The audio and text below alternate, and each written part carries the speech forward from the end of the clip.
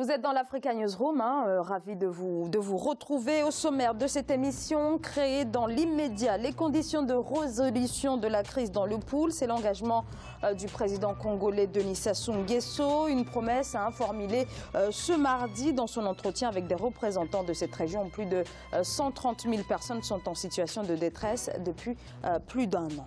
En République démocratique du Congo, le gouvernement veut améliorer les recettes de l'État, et cela dans un contexte de crise économique qui s'enlise. Le gouvernement qui se lance dans la bataille contre la corruption. 1,5 milliard de dollars de recettes minières, c'est ce qu'espèrent les autorités rwandaises d'ici 2024. C'est un temps donc pour relancer un secteur au ralenti. Un plan de développement de la filière vient d'être présenté. Et dans notre Zoom culture et société, nous prendrons aujourd'hui la direction du Burkina Faso, une visite guidée, vous allez le voir, au musée Georges Ouédraogo, une vitrine du patrimoine musical burkinabé. Pour débattre de cette actualité sur ce plateau, Jean-Marie Tallé, vous êtes directeur général fiduciaire Fiscofin, bienvenue. Merci, merci à tous nos téléspectateurs. Sur ce plateau également, notre éditorialiste Jean-Marie Bitomo, bienvenue.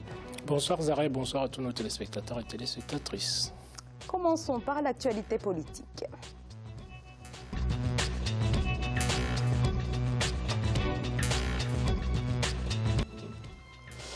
Le président congolais Denis Sassou Nguesso s'est entretenu ce mardi avec plusieurs personnalités du Pool, ce département au sud du pays en proie à l'instabilité depuis avril 2016. Le pardon, la réconciliation et la création de couloirs humanitaires ont été les pistes évoquées pour une sortie de crise. Reportage d'Eva Panzou, Corinne Camdem. Le président Denis Sassou Nguesso et son gouvernement vont mettre en place les conditions susceptibles d'encourager les jeunes qui ont pris les armes dans le département du Pool à sortir en sécurité avec leurs armes en leur permettant une réinsertion dans la société.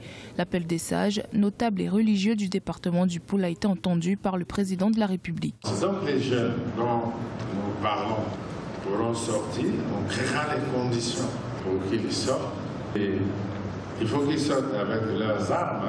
Le président ne va pas les tuer. Il y a la justice aussi. On ne peut pas dire que bon, la justice va disparaître. Non. On ne tuera personne puisque la constitution même de notre pays s'oppose à la peine de mort. Donc personne ne sera tué. Les sages et notables venus des 13 districts que compte le département du Pool ont encouragé la démarche du chef de l'État. Ils ont aussi profité de cette occasion afin de réaffirmer la réconciliation du président de la République avec les fils et filles du Pool. Après 18 mois de solutions armées infructueuses dont les conséquences humanitaires se sont avérées catastrophiques, les sages et notables ont endossé la responsabilité d'accompagner la mesure prise par le président de la République. Le président de la République nous a reçus et a accepté toutes nos suggestions. Aujourd'hui, il reste maintenant à nous qui revenions de toutes ces localités, que nous nous organisions, que ce soit la force publique, que ce soit nos jeunes égarés, tous ont commis. Mais aujourd'hui, nous devrions enterrer la hache de guerre pour que nous revenions à zéro et que nos populations vivent. Dans les prochains jours, une commission regroupant les membres du gouvernement, les conseillers du chef de l'État, les sages et les notables sera mise en place afin de mieux coordonner et contrôler l'ouverture des couloirs qui devraient permettre aux ex-miliciens ninjas de sortir des forêts avec leurs armes qui leur seront rachetées selon le président Denis Sassou Nguesso. Jean-Marie Bitomo, donc un couloir humanitaire a été évoqué dans ces discussions entre les représentants du Pool et le président congolais Denis Sassou Nguesso. Ce que l'on sait au sujet de ce département, ce que 130 000 personnes sont en détresse. Quelle est aujourd'hui l'ampleur de la situation dans ce département du Pool ? Jean-Marie. Nous savons très bien que le conflit du Pool, Zara, vous savez, ça fait depuis un bon bout de temps que ce conflit-là dure. Il est impératif pour nos pays africains, et vu l'état et la conjoncture économique dans laquelle se trouvent les pays africains aujourd'hui, et spécifiquement en Afrique centrale, il est important, c'est-à-dire d'assainir la scène politique sur toute l'Afrique centrale. Tout simplement pourquoi? Parce que cette rébellion-là coûte cher à l'État, coûte cher à la nation, coûte des vies des individus en tant que tels.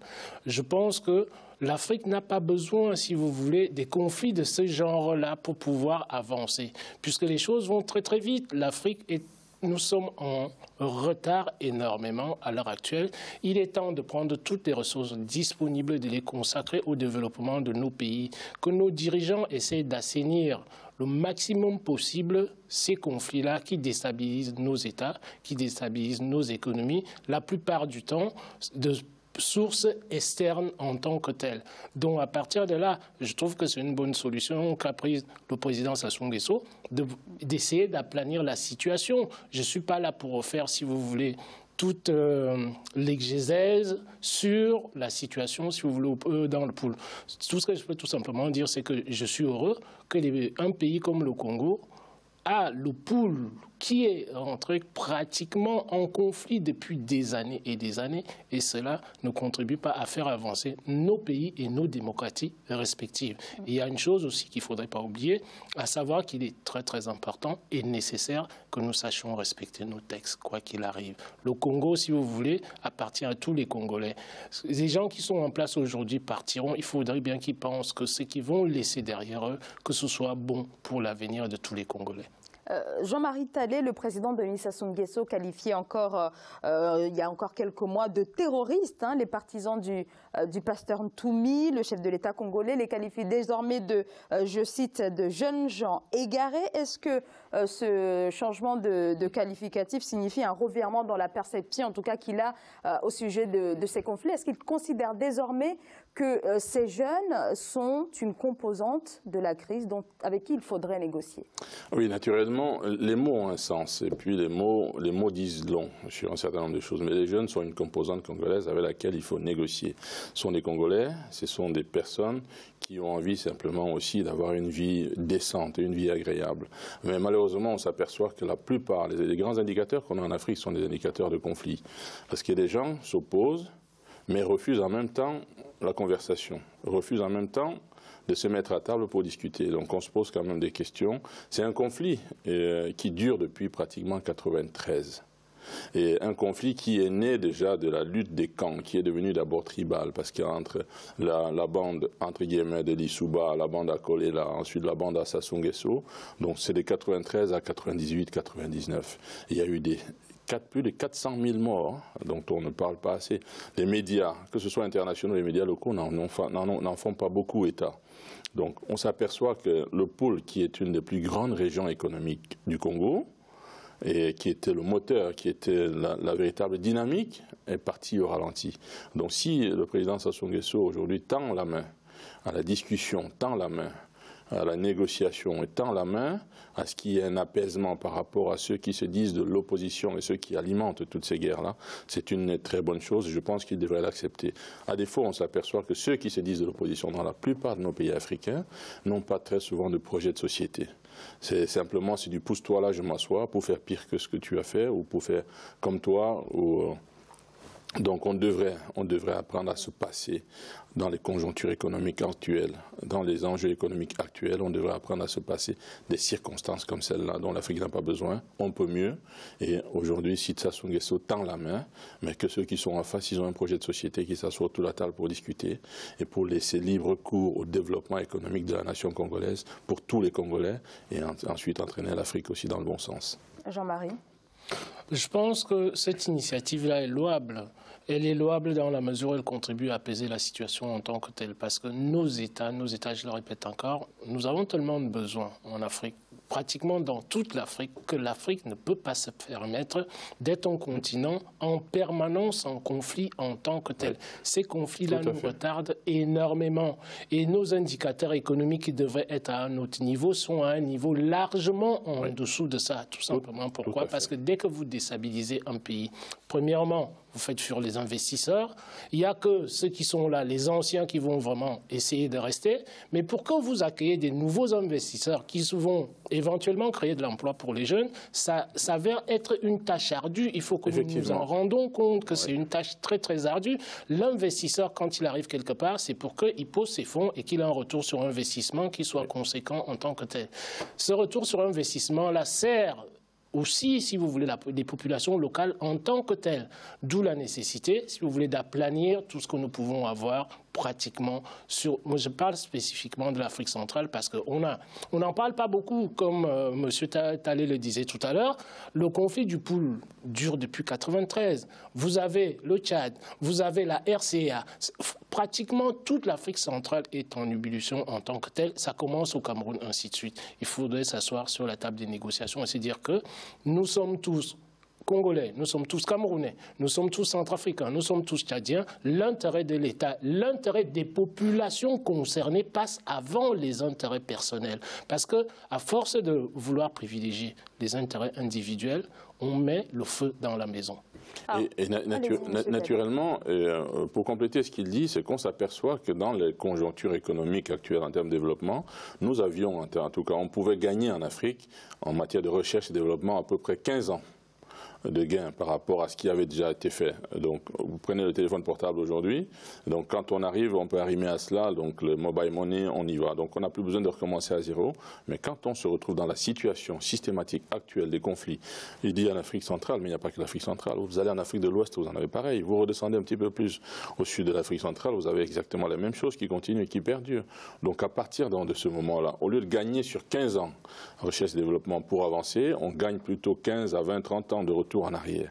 Et ça, la jeunesse africaine aujourd'hui, l'Afrique qui est un continent le plus jeune et qui dans 50 ans aura la population encore la plus jeune, si on ne fait pas attention et si on ne conscientise pas, si on ne sensibilise pas et si on n'arrête pas ce rythme infernal de décadence, de dégradation et de décrépitude dans laquelle l'Afrique s'enfonce, naturellement on fabrique un îlot de pauvreté, un lit de pauvreté sur laquelle viendront naturellement s'asseoir, entre guillemets, ce qu'on appelait les colons dans l'ancien temps. Les pays occidentaux... un approfondissement de ces conflits-là, c'est-à-dire qu'ils ne sont pas réglés en temps et en heure. Alors, les pays développés sont bien organisés et ont le temps pour mener des stratégies de reconquête. Donc, si on se permet donc de rester dans cette même situation, l'Afrique produit la plupart de la matière dont les pays développés ont besoin.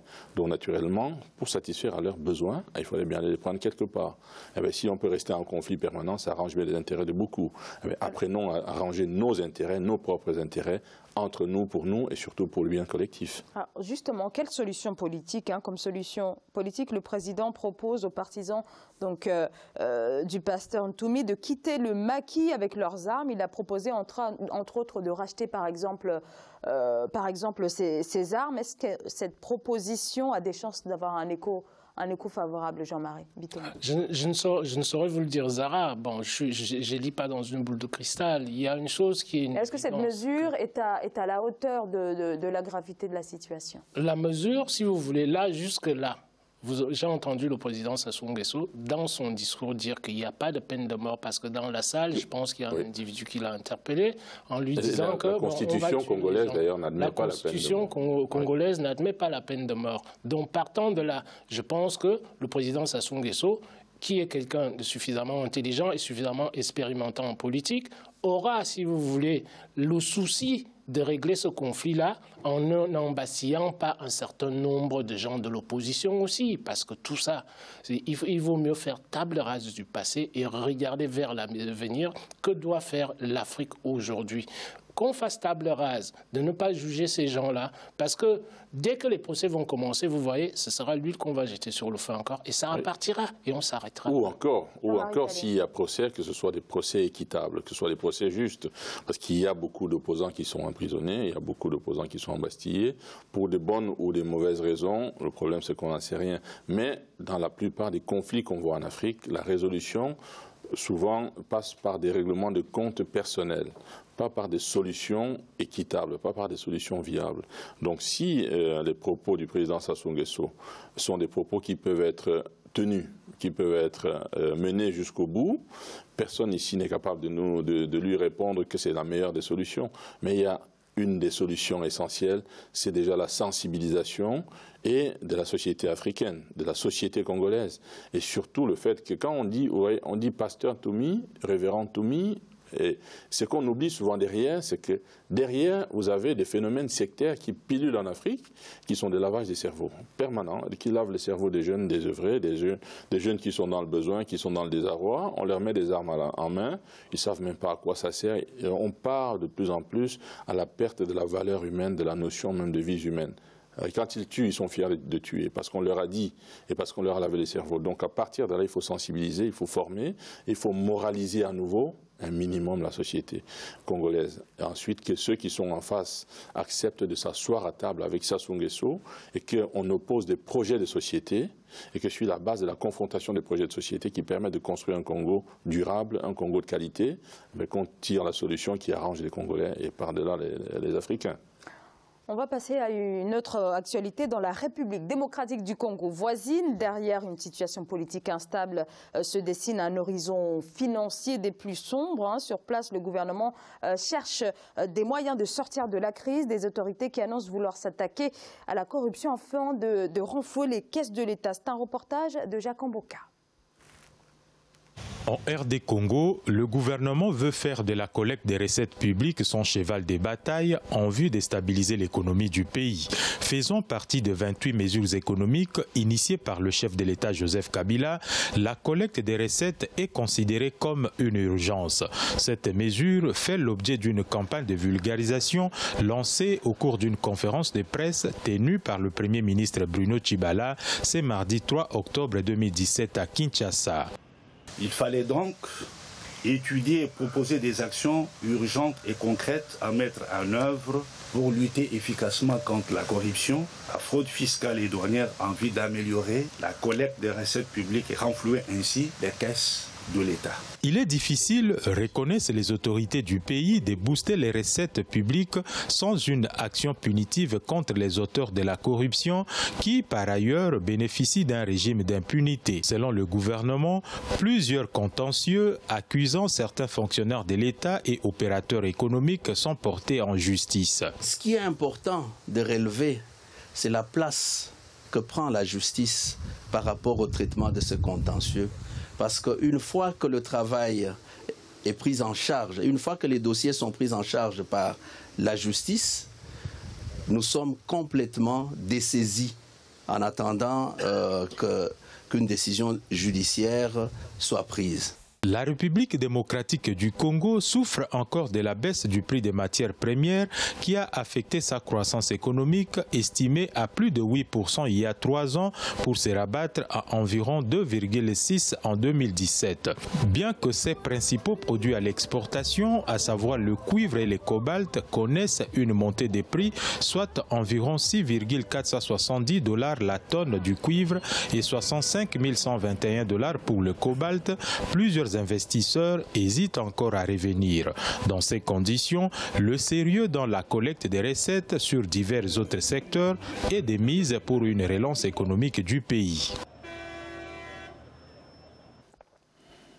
Alors, Jean-Marie, il faut donc combattre sans concession la corruption, la fraude fiscale et douanière, la contrebande, c'est ce que dit le Premier ministre Bruno Tshibala. Tout cela reste très générique, surtout quand on sait que les auteurs de cette corruption sont des gens qui demeurent relativement protégés d'un point de vue judiciaire. Tout à fait. Vous savez, Zahra, je dis toujours sur ce plateau, c'est que je considère de mon point de vue que les détournements de fonds, la corruption en Afrique, doivent être considérés comme des crimes contre le développement en tant que tel.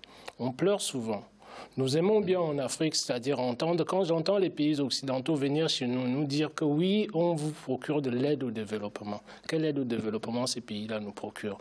Nous-mêmes sachons déjà gérer nos finances internes en tant que telles, en termes de gouvernance. Cette gouvernance-là doit être une gouvernance qui est basé sur la moralité. Monsieur Talé parlait tout à l'heure que dans nos sociétés, il y a encore besoin de moralité, qu'on implante encore la moralité. Quand on sait très bien qu'on va élargir l'assiette fiscale, de l'autre côté, ces recettes fiscales-là, qui sont, comment dirais-je, effectivement levées par les finances publiques, est-ce que ces recettes fiscales servent effectivement aux populations du Congo, oui ou non? Quels sont les détournements qui sont faits là-dessus? Est-ce qu'il y a un suivi de projet? Je parle toujours d'une chose sur ce plateau, c'est qu'il manque une chose chez nous en Afrique, c'est l'évaluation des politiques publiques, l'évaluation des projets qui sont mis en place. Quand vous prenez un projet dès le départ, ce projet-là, vous avez un cahier des charges. Ce cahier des charges correspond à un montant bien précis. Il faudrait bien que quand on dépasse les montants initiaux de ces cahiers des charges-là, que ce soit expliqué en annexe, qu'on sache pourquoi ces cahiers des charges-là ont varié de 10, 20, 30, voire 50, voire 100% dans certains projets.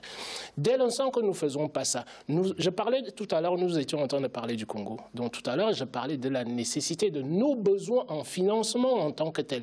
Si nous-mêmes, sur le plan interne, nous commençons par dilapider le peu que nous avons, qui provient de l'extérieur, qui provient de nos recettes fiscales. Où est-ce que nous allons partir? Nous savons très bien qu'au niveau international, ça nous coûte relativement cher. Pourquoi ne pas commencer à moraliser sur le plan interne les détournements? Pour moi, là où l'Afrique se trouve aujourd'hui, les détournements doivent être considérés comme étant des crimes contre le développement des États africains sans exception. Jean-Marie Talley. Oui, alors autant l'expression qu'il a utilisée, crime contre le développement, autant on a validé le mot crime contre l'humanité. Je pense que concernant l'Afrique, c'est un thème qu'on peut aussi valider réellement. Alors, pour ce qui nous concerne la RDC, donc les mesures contre la corruption, de lutte contre la corruption, il ne faudrait pas simplement que ce soit un discours des circonstances. Il faudrait qu'il y ait réellement des institutions, comme on dit, fortes, des institutions de qualité. J'ai entendu un intervenant qui parlait de la justice, mais il faudrait qu'il y ait une justice véritable. Et une justice véritable qui sanctionne, pas simplement une justice qui fait de la poudre aux yeux. Alors, vous voyez, les institutions africaines de lutte contre la corruption font beaucoup d'opérations de communication. Mais on n'a jamais vu, on n'a jamais entendu qu'il a été indexé dans tel pays, telle personne qui a détourné tant de milliards, qui les a logés dans un paradis fiscal, dans un pays occidental, et quand on l'a jugé, on a rapatrié l'intégralité, ou au minimum même les 50%. Ça, je n'en connais pas véritablement, il y en a très peu. En tout cas, si ça se connaissait, je pense que tout le monde le saurait. Donc il faudrait qu'il y ait des institutions de qualité qui soient mises en place. Là, on annonce qu'il y a, on recherche des recettes pour alimenter, les recettes fiscales pour alimenter l'État. Mais en même temps, on nous dit que le prix des matières premières, le cobalt, le cuivre, sont en train de monter. Mais les provisions, les réserves, qu'est-ce qu'on en fait? Mais on n'en fait pas du tout. Donc ça va remonter, ça va monter, puis on n'en fera pas grand-chose. Et on va se retrouver le bec dans l'eau. Il a indexé un certain nombre de personnes. Et il l'a dit clairement dans son discours, ce que j'ai bien compris, les agents de l'État. Les agents de l'État, ça veut dire en gros les fonctionnaires, quel que soit le niveau, du plus haut niveau au plus bas niveau, ce sont les premiers corrompus. Et ce sont les premiers qui entretiennent la corruption, qui refusent la diffusion des éléments, des mesures de sanctions concernant la corruption, parce que ça les touche directement. Donc à partir de là, quand il faut sanctionner, il faut les sanctionner réellement.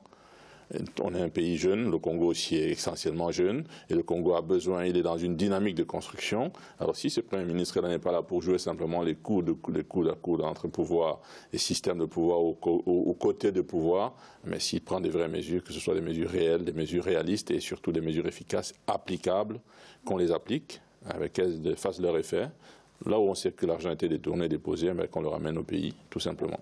Jean-Marie Bitomo, on sait qu'actuellement la République démocratique du Congo attend des fonds. La République démocratique du Congo veut une aide de la part, en tout cas attend une aide extérieure, mais pour la percevoir, le pays doit faire ses preuves. Alors, est-ce que avec cette mesure, il s'agit d'une tentative de séduction? Par exemple. Il s'agit d'une tentative de séduction de mon point de vue. Oui.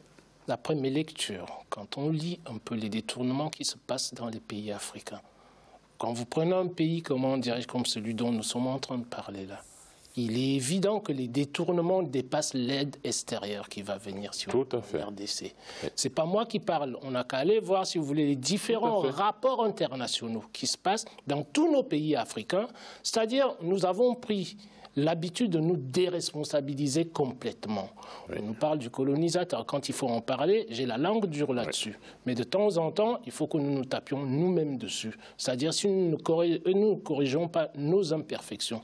Nos petits discours qu'on a sur ce plateau-là, on adore nos pays, que les gens ne croient pas qu'on vienne là pour critiquer les gens parce qu'on n'aime pas nos pays. Justement, nous critiquons pourquoi? Parce que nous voulons voir nos pays avancer autrement.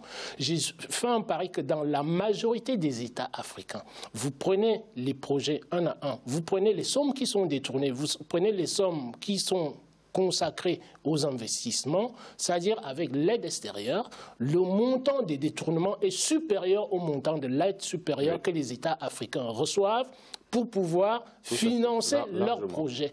Pourquoi laisser sortir cet argent-là? Comme M. Talé le disait tout à l'heure, ça va du plus haut niveau au plus bas niveau. Donc ça sanctionne toute la population. Il reste une frange qui représente entre 1 et 2% de la population qui a un niveau de vie raisonnable.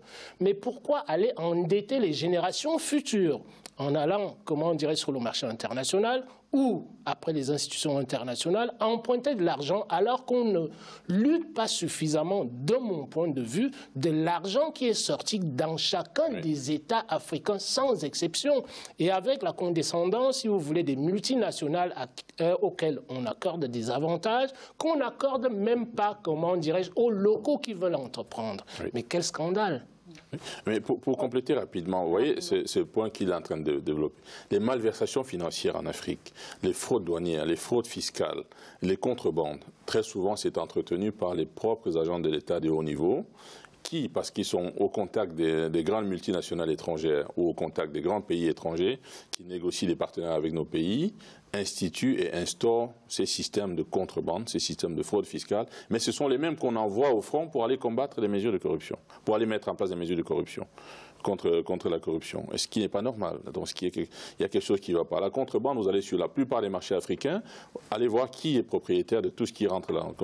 Mais ce sont les mêmes qu'on envoie, et nous défendre dans les grandes eaux, territoires maritimes, ainsi de suite, alors que ce sont les mêmes qui sont propriétaires de tout ce qui est contrebande et qui rentre en Afrique. Alors, on sait par ailleurs que cette crise est sensiblement liée cette crise économique est liée à la crise politique, mais on va continuer d'en parler juste après la pause.